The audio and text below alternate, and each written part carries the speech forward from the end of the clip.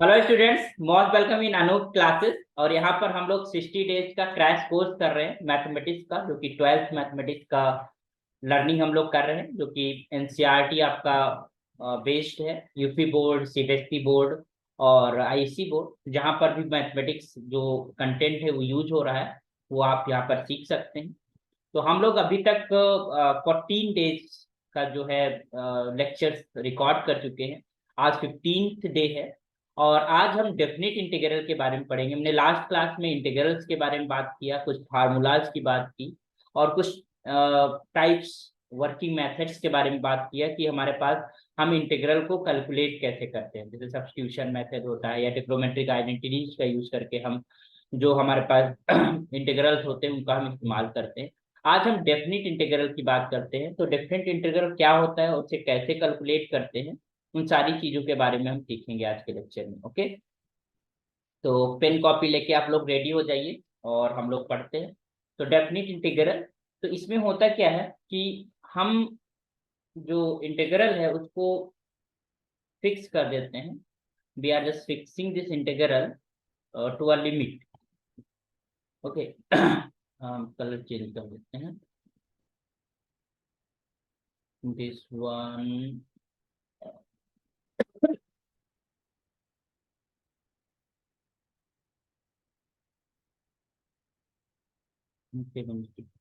Okay.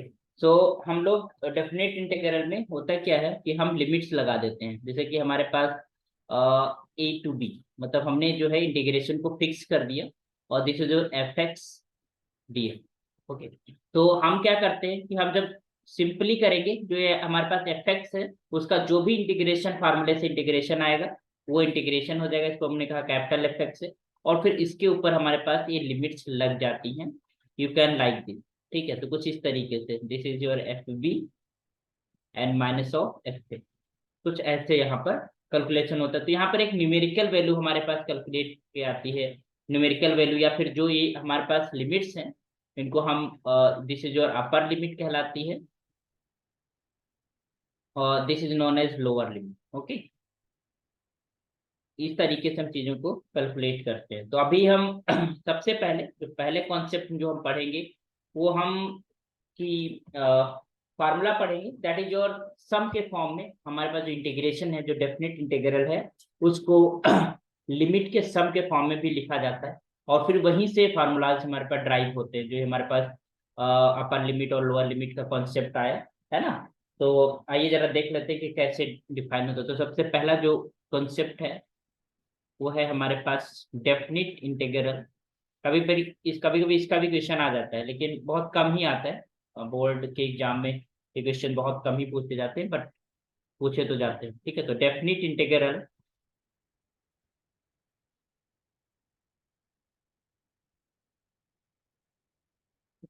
Integral as the limit of us. तो इसके लिए आप एक फार्मूला याद कर लो, उसी के ऊपर हम काम करेंगे, क्योंकि यहाँ पर हमारे पास बहुत ज्यादा डिटेल नहीं है, टाइम नहीं है कि हम डिटेल में डिस्कस करें। तो just learn this formula. Formula ये होता है कि if you want to calculate limit A to B of fx dx, you just calculate this limit. This is your limit and this is your h tending to zero. अभी हम बताते हैं h क्या है। This is your h of f a and plus of f of a plus h and plus dot dot dot plus of f of a plus n minus 1 into d, so h. Okay, तो यहाँ तक का हम जाएंगे। तो ये जो limits हैं, तो हम कर क्या रहे हैं कि हमने जो इंटरवल था ए टू बी उसको हमने पार्टीशन कर दिया। पार्टीशन इन द सेंस कि हमने पॉइंट्स ले लिए इसके बीच में, कुछ इस तरीके से हम जैसे starting from x not and इसको हमने कहा कि दिस इज योर ए, और इसमें हमने लेस देन एक्स वन ले लिया, this is your X one, फिर एक्स टू। इस तरीके से हमारे पास पॉइंट्स हैं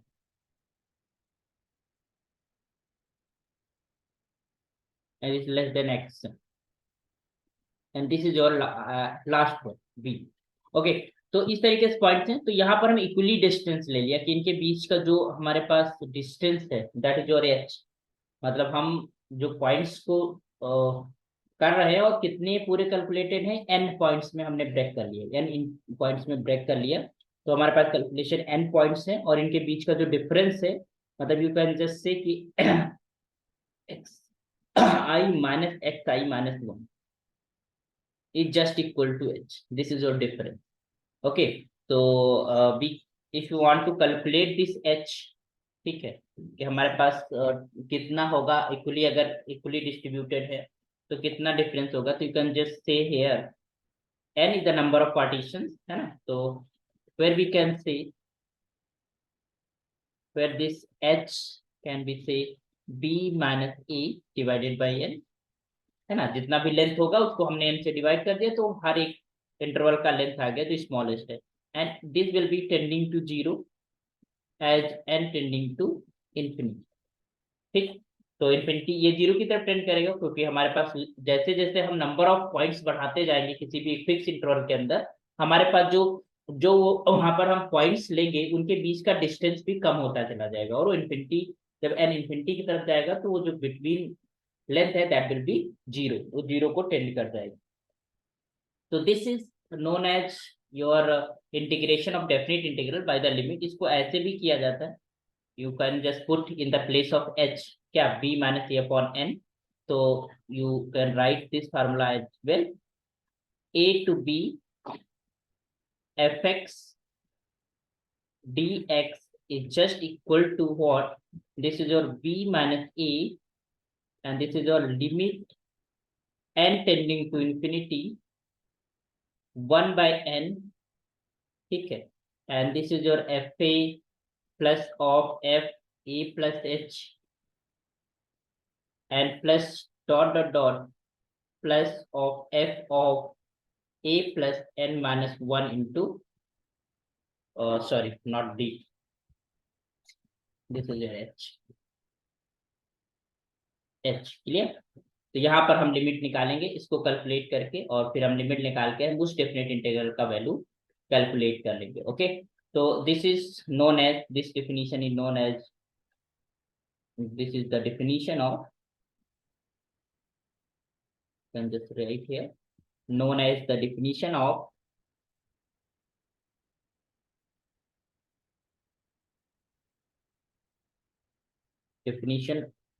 definite integral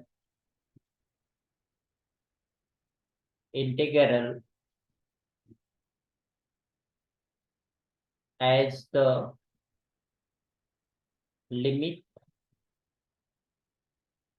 of sum, as the limit of, clear, I hope कि समझ आया होगा। तो इस तरीके से, तो इसके ऊपर एक प्रॉब्लम कर लेते हैं तो और हम अच्छे से समझ पाएंगे चीजों को, है ना। तो एक क्वेश्चन कर लेते हैं इसके ऊपर। तो if I am just writing a question,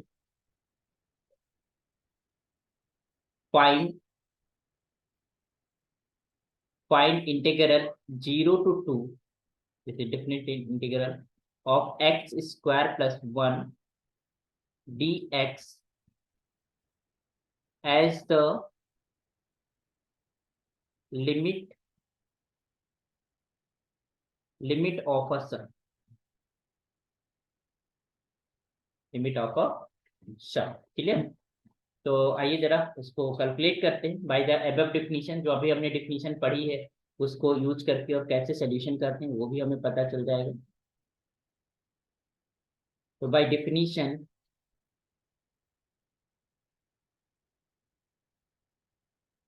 we can say this is the integration from a to b, we have this formula, we just write this formula first, okay, and that will be what, this is your b minus a limit n tending to infinity, and this is 1 upon n, this is your f a plus of f of a plus h plus dot dot dot plus of f of a plus n minus 1 into h, clear। तो ये हमारे पास formula है। तो हमें पता है कि यहाँ पर जो हम यहाँ पर जो h है that is nothing, that is your b minus e upon n, we know about it. तो इन दिस एग्जाम्पल अगर हम देखें, हेयर वी कैन सी कि जो a है लोअर लिमिट जो है वो 0 है, जो अपर लिमिट है दैट इज योर 2। तो अगर हम और fx की बात करेंगे that is your given x square plus 1, है ना, यही तो है, this is your x square plus 1। और तुम्हारे पास h की अगर हम बात करेंगे तो by this formula b minus A upon n, तो this is 2 minus 0 upon n, it means it will B 2 by n। तो this is your h। Okay, तो अब हम इस डेफिनेशन का, इस फार्मूले का हम यूज करेंगे, है ना, और यहाँ पर हम रख लेते हैं देयरफॉर वी कैन से,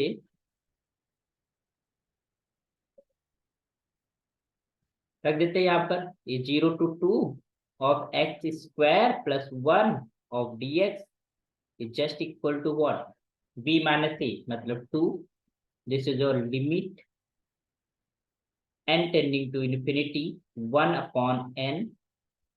और यहाँ पर वैल्यूज आ जाएंगे क्योंकि फर्स्ट जो हमारे पास लोअर लिमिट है वो हमारे पास 0 है, तो एफ ए मतलब हो जाएगा एफ जीरो प्लस का F of A plus H, मतलब you can see this is your 2 upon h, 2 upon n not h, 2 upon n and plus, फिर उसमें हमारे पास 2h आ जाता है ना, F plus two A plus 2h next term आएगा, तो 2 टू जा 4 हो जाएगा, तो F of 4 upon n and so on up to f of this is 2 times n minus 1 upon n।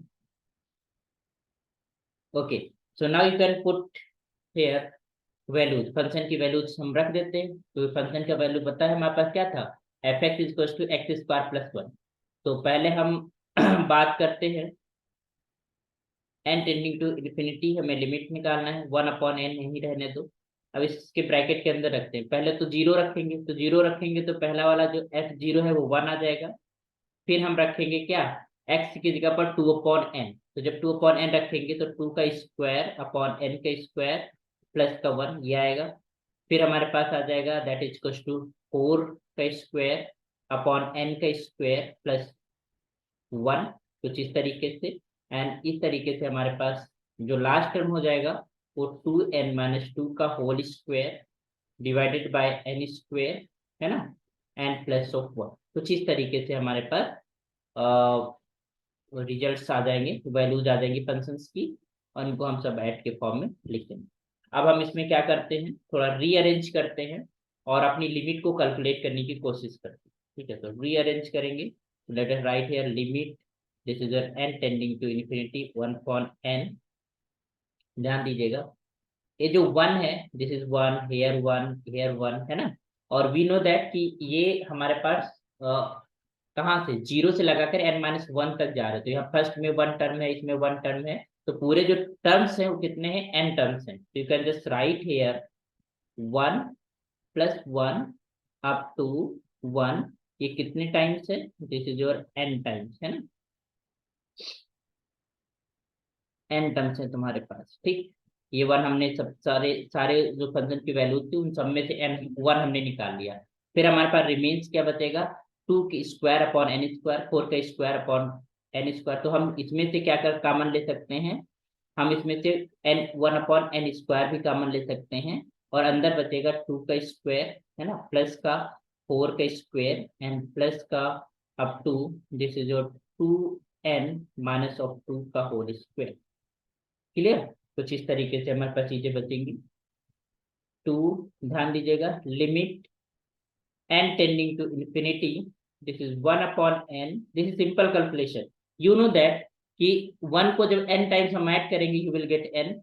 ठीक है, यहाँ पर हम 2 के पावर 2 हम बाहर ले सकते हैं, तो you can just right 2 square upon n square. Okay, तो ब्रैकेट में बच जाएगा दिस विल बी रिमेन्स 1 का स्क्वायर प्लस 2 का square and up two plus का n माइनस वन का होल स्क्वायर, क्योंकि हम देख रहे थे कि टू सब में है तो हम टू को बाहर ले लिए है ना, we can take this to outside. Okay okay, we have this taken. So now अब हम फार्मूला पता है, हमको एक फार्मूला पता है कि वन प्लस वन का स्क्वायर प्लस टू का स्क्वायर अप टू n का square is just equal to 1/6 and this is your ये होता था ना तुम्हारे पास, this is your n,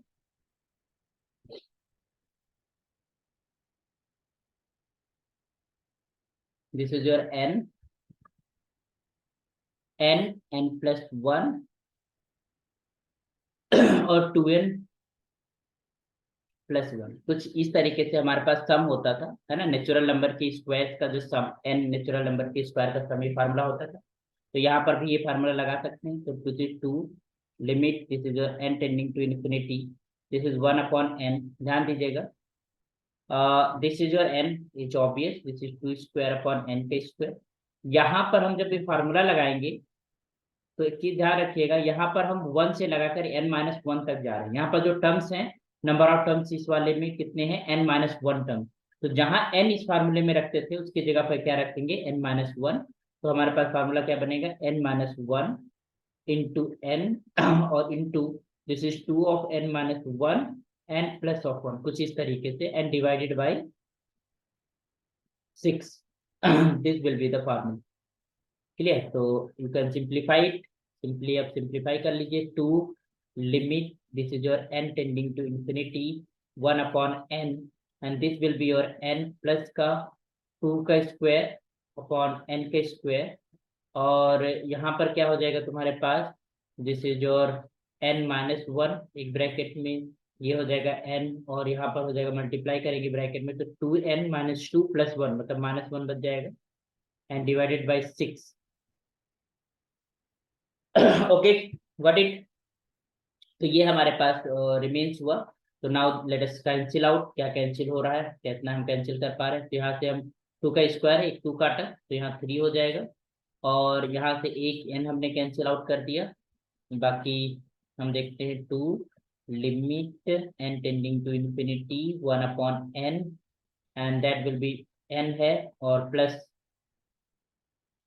this is 2/3 numbers में, और ये हो जाएगा this is your n minus one, एक ब्रैकेट में, दूसरे ब्रैकेट में हो जाएगा 2n minus one and divided by your n। ठीक, ये हमारे पास चीजें बची, अब इसमें हमें लगानी है लिमिट। ठीक है, तो आइए जरा देखते हैं कि लिमिट कैसे काम करेगी और क्या वैल्यूज हमारे पास लिमिट की निकल के आएंगी। तो this is two limit n tending to infinity, इस जो अपॉन 1/n है इसका n भी अपॉन में भेज देते हैं, तो वन वन n 1/n जब मल्टीप्लाई होगा n से तो यहाँ वन हो जाएगा, और ये 2/3, और ये जो n माइनस वन है इसके अपॉन में एक n ले लीजिए, और ये 2n माइनस वन जो है इसके अपॉन में एक n लीजिए, तो दो n हो जाएंगे, एक वन पहले से मौजूद था डिनोमिनेटर में, एक और आ जाएगा। तो हमारे पास कुछ इस तरीके से two limit this is your n tending to infinity and this equals to one and plus, यहाँ जब इसको हम कट करेंगे तो हो जाएगा 2/3, this is your one plus 1/n, sorry not plus, this will B minus, तो ये हो जाएगा माइनस का 1/n। ओके, और यहाँ से हम जो करेंगे तो हो जाएगा तुम्हारे पास टू और टू माइनस 1/n, कुछ इस तरीके से। क्लियर, अब इसमें आप लिमिट लगा दीजिए, तो when this n tending to infinity this 1/n tending to 0, okay, तो ये कुछ इस तरीके से बनेगा, वन प्लस 2/3 इंटू यहाँ पर वन बच जाएगा क्योंकि one minus zero is one, ये वन बचेगा और यहाँ पर बचेगा टू। ठीक है, तो हमारे पास जो कैलकुलेट होके आया वो क्या आया, वन प्लस टू टू जब फोर, इस 4/3।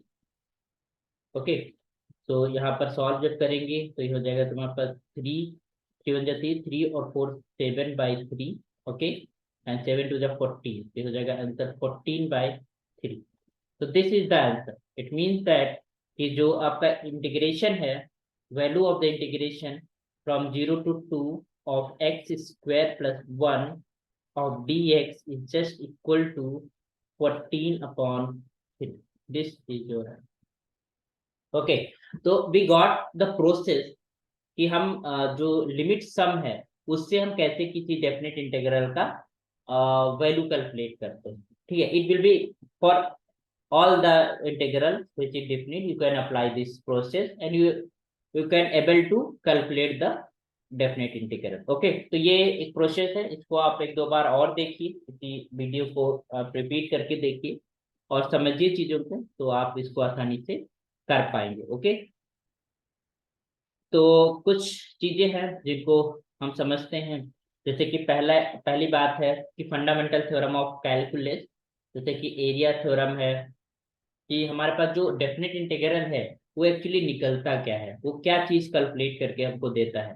अगर कोई फंक्शन है तो फंक्शन के बाद जब डेफिनेट इंटीग्रल कैलकुलेट करते हैं तो क्या चीज देता है। अगर रफली स्पीकिंग, अगर हम इसको इस तरीके से समझने की कोशिश करें कि वी हैव अ फंक्शन, मान लो कि हमारे पास ये कोई कर्व है ना, और इस curve, this is curve means this is function, this is something like function. नहीं फिर से नहीं अच्छा बना, ऐसे ऐसे बनता है ना, तो ऐसे बना दूंगा। ठीक है, मान लो ये एक हमारे पॉइंट है, this is your a, this is your point b, और ए से बी के ऊपर आपको इंटीग्रेट करना है इस फंक्शन को एफ एक्स को। तो ये जो न्यूमेरिकल वैल्यू निकलेगी वो एक्चुअली क्या डिनोट करती है, वो इस एरिया को डिनोट करती है। ये जो कर्व है और जो एक्स एक्सिस का पॉजिटिव डायरेक्शन है उसके बीच में जो बाउंड एरिया होता है, इस एरिया को कैलकुलेट करके देता है हमारा डेफिनेट इंटीग्रल। तो this is the fundamental theorem है ना, तो ये यही कहती है कि फंडामेंटल थ्योरम हमारे पास इस चीज को डिस्क्राइब करती है। तो आइए जरा हम देख लेते हैं और समझ लेते हैं और उनके बाद कैसे करेंगे उस चीजों को भी, तो डिफाइन कर लेते हैं।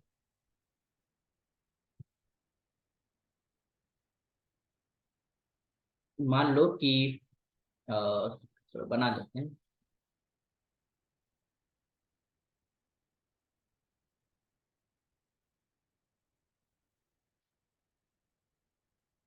Fundamental theorem of calculus, fundamental theorem of calculus.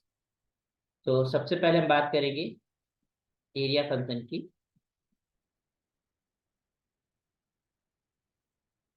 मान लो कि एक हमारे पास कर्व है, we have a curve like this,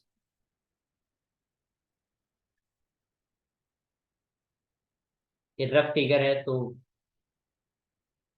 समझाने के लिए बना रहे हैं।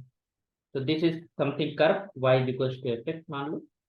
Okay, we have the end point like this, suppose that this is A, और ये एक हमारे पास यहाँ पर एंड पॉइंट है that is your P. Okay, and we have an any point x in this interval, it's any point in this interval a comma b, and you want to calculate this area function, है ना, कि area हमारे पास जब हम x की values को increase कर रहे हैं तो एरिया कैसे इंक्रीज कर रहा है ना, इस कर्व के अलॉन्ग, या कैसे डिक्रीज कर रहा है, सारी चीजें पॉसिबल होती है। तो उस केस में इस एरिया को, इस रीजन के एरिया को अगर कैलकुलेट करने के लिए हमें फार्मूला लिखना होता है, तो this ax is just writing like this, ax is just equal to, देखिए जो इसके लोअर लिमिट है दैट इज योर फिक्स, है ना, upper limit you can change. तो अकॉर्डिंग जैसा जो रखोगे अपर लिमिट, उसके अकॉर्डिंग हमारे पास एरिया फंक्शन बन जाएगा, है ना, जो भी हमारे पास लिमिट आएगी उसके अकॉर्डिंग। मान लो तुमको यहाँ तक का ही एरिया निकालना है, तो एक बराबर आपने वो चूज कर लिया, वो पॉइंट सी चूज कर लिया। मान लो बी तक का पूरा एरिया चाहिए तो आप एक्स या बी रख दो, इतना ही एरिया चाहिए तो आप कम वैल्यू रख दो। तो इस तरीके से हमने जो आपकी अपर लिमिट है उसको हमने वेरिएबल रखा, तो we can vary from a to b, है ना, ए टू बी हम वेरी करा सकते हैं, उसके अकॉर्डिंग हम अपने एरिया को चेंज कर सकते हैं। तो वहां पर एक्स में एक एक्सप्रेशन निकल के आ जाएगा और that will be called the area function. Okay, तो ये आप ध्यान रखिएगा। नेक्स्ट है, we can just talk about fundamental theorem of integral calculus. तो first fundamental theorem of,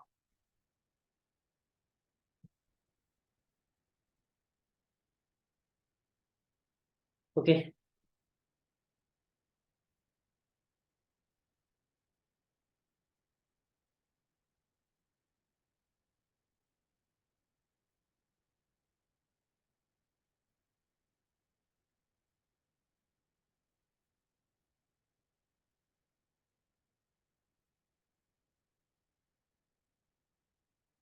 first fundamental theorem of integral calculus. तो ये क्या कहती है, ये थ्योरम हमारे पास क्या कहती है कि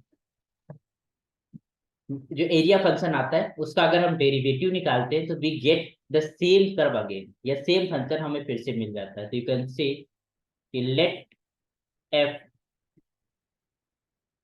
B continuous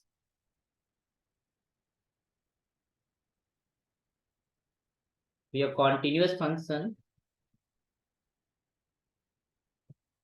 on the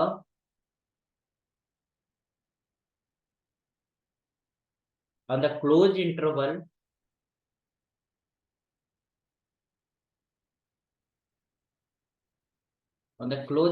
a comma b, and let ax be the area function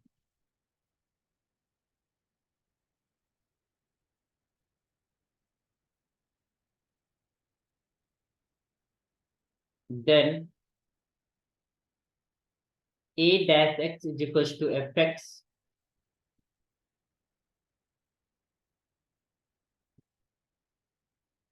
for all x is belonging to the closed interval a comma b।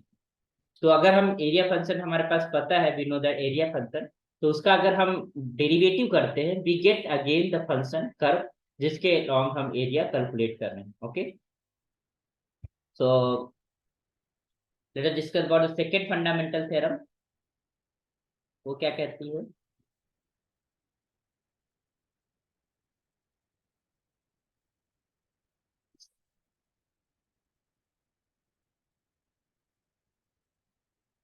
Second fundamental theorem of integral calculus.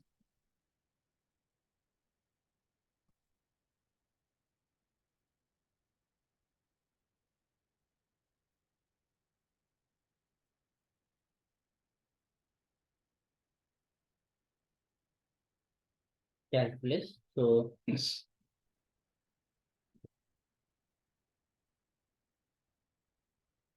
let's write the theorem।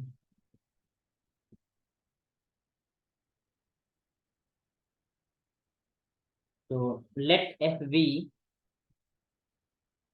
continuous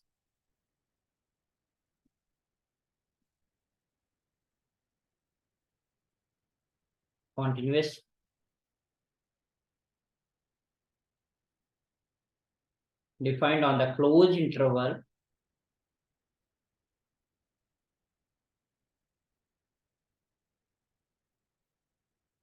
a comma b, okay, and this f b and anti derivative या कह सकते हो integral, है ना, capital F की बात करें, be an anti derivative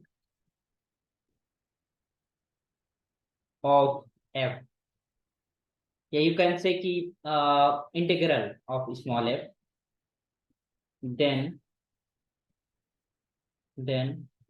integration from a to b of f x d x. तो हमें अगर एक एफ एक्स का एंटी डेरिवेटिव पता है, इंटीग्रल पता है, that is your capital f x, और उसके ऊपर हमें लिमिट लिखना है, that is equal to a to b, okay, and it will be equal to f of b minus का एफ ऑफ ए। ठीक है, तो अपर लिमिट पहले आप लिखेंगे, जो भी कैपिटल एफ एक्स निकल के आएगा उसके बाद लोअर लिमिट लिखना, और आपस में सब्ट्रैक्ट करके हम क्या लिख लेंगे, this is your answer. Clear, तो this formula we will mostly times we will use this formula. वो लिमिट सम तो एक प्रोसेस है जिसके थ्रू हम डिफरेंट इंटीग्रल को कैलकुलेट करते हैं, बट जब हमें कैलकुलेशन परफॉर्म हो, जैसे अभी अभी हमने किया था, simply what we have done, this is 0 to 2 of x square plus 1 of D x.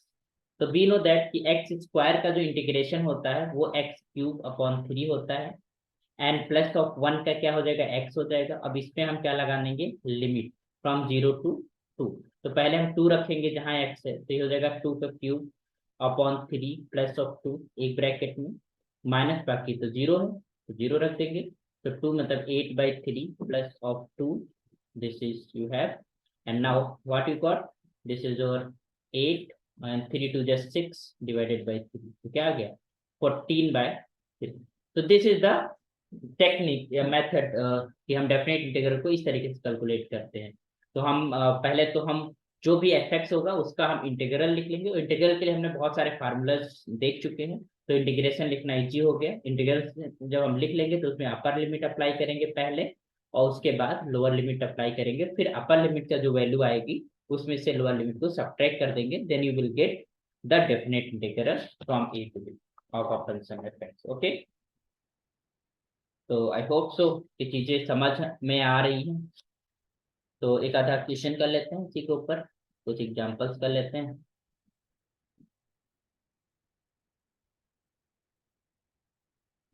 चलिए, मान लो कि आपको कैलकुलेट करना है 2 to 3 of x square of D x. तो simply just integrate X square का इंटीग्रेशन क्या हो जाता है X cube upon 3। You know that के integration of X power N of D X, हमने इसको पढ़ा था कि एक्स पावर क्या होता है n+1 अपॉन n+1 प्लस सी। ध्यान देना, जब हम डेफिनेट इंटीग्रल कर रहे हैं तो सी लिखने की कोई जरूरत नहीं है, जो आर्बिट्री कांस्टेंट आता था इनडेफिनेट इंटीग्रल के अंदर, बट यहाँ पर हम को लिखने की जरूरत नहीं है। क्यों नहीं है? क्योंकि हम जब जब f b minus f a करेंगे तो उसके अंदर सी कैंसिल आउट हो जाएगा, इसलिए लिखने की जरूरत नहीं है। सिंपली हम जो भी रिजल्ट आएगा, जैसे एक्स क्यूब अपॉन 3 आया उसको हमने लिख दिया और उसमें लिमिट लगा दी 2 to 3। फिर क्या करना है, अपर लिमिट अप्लाई किया तो 3 के क्यूब अपॉन 3, फिर माइनस लोअर लिमिट अप्लाई किया तो 2 क्यूब अपॉन 3। ओके, एलसीएम 1/3 हो गया, ठीक है। ये हो जाएगा 3 क्यूब, तो इसको डायरेक्टली भी कर सकते हो, फार्मूला लगा क्यूब भी कर सकते हो। तो 3 का क्यूब मतलब 3 3 9 3 27, तो ये क्या आ जाएगा तुम्हारे पास 27 और माइनस का 8, तो कितना आ जाएगा 1/3। 27 माइनस का 8 it means 19, so you will get 19/3। This is your answer. Okay, तो इस तरीके से हम करते हैं जो भी हम प्रोसेस करके आए हैं, जैसे कि हम सब्स्टिट्यूशन मेथड करें, पार्शियल फ्रैक्शन से हम इंटीग्रेशन करते हैं, तो हमें इंटीग्रेशन करना आता है। फिर इंटीग्रेशन करने के बाद जो भी आएगा उसके अंदर हम लिमिट अप्लाई करेंगे, तो we will get the definite result या डेफिनिट इंटीग्रेशन का रिजल्ट मिलेगा। ओके, तो आई होप सो कि कर पाएंगे आप क्वेश्चंस को। एक सवाल और कर लेते हैं।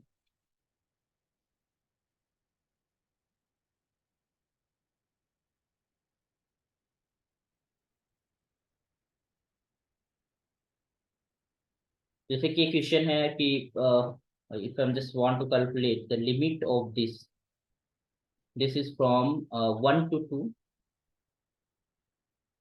and this is x of dx divided by x plus 1, and this is your x plus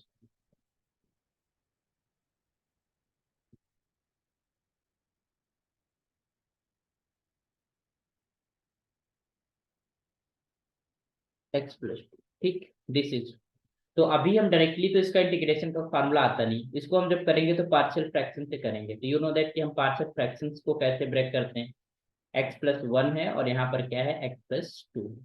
तो हम क्या करें, इस x को हम कुछ इस तरीके से लिखे कि x+1 जो लीनियर फैक्टर्स नीचे लिखे हुए उस फॉर्म में बन जाए। ठीक है, उस फॉर्म में ये हमारे पास बन जाए, तो you can just right like this 2 of x+1 and minus of x+। अब इसको जब सिंप्लीफाई आप करोगे तो 2x+2 ये ऊपर आ जाएगा, अगर मैं यहाँ पर देख ले, दिस इज 2x+2 है ना, and minus of x minus of 2, इससे कैंसिल, 2x में से x चला गया तो क्या बच गया x। तो जो ये सिंगल x लिखा हुआ था उसको जो नीचे लीनियर फैक्टर थे डिनोमिनेटर के अंदर उस फॉर्म में हमने लिख लिया, है ना। एक तो तरीका था a/x+1 मानना उस तरीके से, एक होता था कि डायरेक्टली हम चीजों को करना सीखे। तो ये हमने इस तरीके से जब लिख लिया और उसको फिर डिवाइड करना है x+1 और x+2। तो जब हम x इस फर्स्ट वाले टर्म को डिवाइड करेंगे x+1 और x+2 से, तो x+1 कैंसिल हो जाएगा, ये आ जाएगा तुम्हारे पास 2/x+2। और यहाँ पर जब डिवाइड करेंगे तो x+2 कैंसिल हो जाएगा, तो क्या आ जाएगा माइनस का 1/x+1। ओके, तो हमारे पास इसका पार्शियल फ्रैक्शन हमारे पास आ गया, that is your 2/x+2 and minus 1/x+1। तो in the place of it we can write like this, तो इसकी जगह हम ऐसे लिख सकते हैं 1 to 2 and this is your 2 upon x plus 2 and minus of 1 upon x plus 1. ठीक, this is your dx. now इसको इंटीग्रेट करना आता है because we know that formula 1 upon a x plus b अगर है तो इसका इंटीग्रेशन क्या होता है 1 upon a log this is your a x plus b, ये तो होता था प्लस बी, तो ये होता है हमारे पास इंटीग्रेशन, तो उसी का फार्मूला हम यहाँ पर लगा सकते हैं। तो this will B 2 times log of x plus 2, ये ब्रैकेट में आ जाएगा, और एक्स का कोएफिशिएंट 1 है तो कुछ भी नहीं आएगा अपॉन में, minus this is your log of x plus 1, ये आ जाएगा तुम्हारे पास, और इसमें लगाना है लिमिट आपको 1 to 2। तो पहले हम 2 रखते हैं पूरे एक्सप्रेशन के अंदर, तो जब 2 रखेंगे तो 2 लॉग 2 और 2 ये 4 हो जाएगा, माइनस का लॉग 3 हो जाएगा। ओके, फिर तुम्हारे पास ये हो गया, फिर माइनस लगेगा और ब्रैकेट में फिर 1 रखेंगे तो 2 लॉग 3 हो जाएगा, और ये हो जाएगा माइनस का लॉग 1 लॉग 2, ये हमारे पास रिजल्ट आया। अब इसको सिंप्लीफाई करके देख लेते हैं क्या आएगा। तो यहाँ पर 2 है तो 2 की पावर हम 4 यहाँ पर लॉग की प्रॉपर्टी आप लोगों को पता ही है क्या होता है, यहाँ पर लॉग दिस इज 4 की पावर 2 हो जाएगा, मतलब 2 ऊपर चला जाएगा, माइनस का लॉग 3, यहाँ पर माइनस अंदर चला जाएगा, और यहाँ पर लॉग 3 की पावर 2 चला जाएगा, और एक minus minus plus log of 2। तो यू नो जब प्लस होता है तो मल्टीप्लाई हो जाते हैं लॉगरिथम, और जब माइनस होता है तो डिवाइड हो जाते हैं। तो यहाँ से जो लॉगरिथम निकलेगा 4 square into 2 divided by 3 into 3 का square. Okay, so you will get what, this is your log 4 for the 6 4 for the 16 to the 32, this is 32 divided by 3,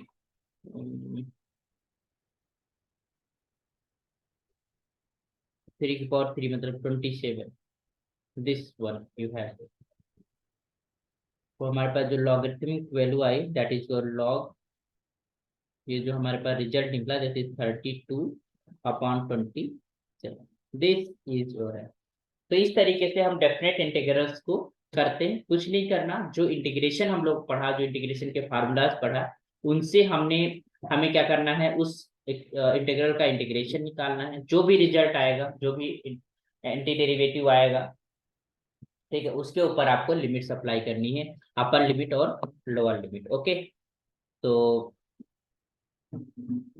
कुछ चीजें हैं जो जान लेते हैं इस एक्सप्रेशन के बारे में। This is known as sign of integration, ये जो हमारे पास होता है this is known as sign of integration.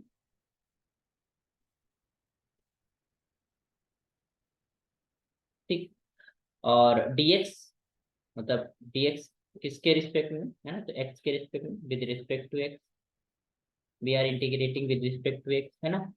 और यहाँ पर जो हम लिमिट लिखते हैं a टू b, तो this is known as upper limit, उसको आपको पता होना चाहिए कि दिस इज, हम इसको जब कभी बोले तो अपर लिमिट है, दिस इज जो लोअर लिमिट। और जो हमारे पास एफ एक्स होता है this is known as integrand, जिसे हमें इंटीग्रेट करना है। So we have this expression, this is known as definite integral a upon fx with respect to x is the definite।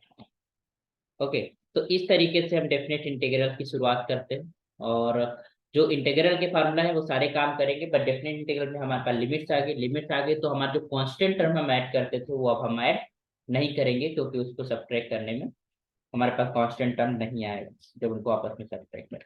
Okay, तो आई होप सो ये चीजें समझ आई होंगी, है ना। तो नेक्स्ट में हम डेफिनेट इंटीग्रल की कैलकुलेशन कैसे परफॉर्म करते हैं, कुछ और प्रॉब्लम्स के साथ हम काम करेंगे, कुछ और सॉल्यूशंस लिखेंगे यहाँ पे, तो आप और इजीली समझ पाएंगे डेफिनेट इंटीग्रल को। फिर इनकी एप्लीकेशंस की बात करेंगे, तो इंटीग्रल में जो डेफिनेट इंटीग्रल का है वो एप्लीकेशन भी रहता है, जैसे एरिया आपको फाइंड करना है या फिर आपको वैल्यू फाइंड करना है, तो हम डेफिनेट इंटीग्रल का यूज करते हैं। ओके, चलिए, तो आज के लेक्चर में इतना ही करते हैं। फिर बाकी अगर आप सब्सक्राइब ना की हो तो चैनल को सब्सक्राइब कर लो। और 12th लेवल की, आईआईटी लेवल की हम सारी मैथमेटिक्स यहाँ पढ़ाते रहेंगे, तो आपको मैथमेटिक्स के लेक्चर पहुंचते रहेंगे, है ना।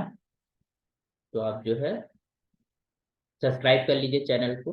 बाकी शेयर कर दीजिए और भी स्टूडेंट्स को जो पढ़ रहे हैं, जो भी बोर्ड्स का पढ़ रहे हैं, और जो रिवाइज कर रहे हैं या बहुत सारे कम्पिटिटिव एग्जाम्स के लिए रिवाइज कर रहे हैं। तो ये लेक्चर्स बेनिफिशियल हैं, आपका एक रिवाइज हो जाएगा, पूरा रिवीजन टाइप में हो जाएगा। और ये बाकी अगर कोई बच्चा है जिसने जिसने नहीं पढ़ा या फिर वो कोई कोचिंग नहीं कर रहा है, तो वो जो ये लेक्चर्स हैं, इन लेक्चर्स को फॉलो करके वो बोर्ड को अच्छे से क्लियर कर सकता है। बोर्ड का एग्जाम ये जो 60 डेज का है, इट मीन्स 60 डेज, या कह सकते हो 65, मतलब तुम्हारे पास 2 से 3 महीने के अंदर आपका पूरा कोर्स कंप्लीट हो जाएगा। तो ये सारे लेक्चर्स यहाँ पर अवेलेबल हैं फ्री ऑफ कॉस्ट। जो भी बच्चे हैं उनको आप शेयर करते हैं। Thank you so much.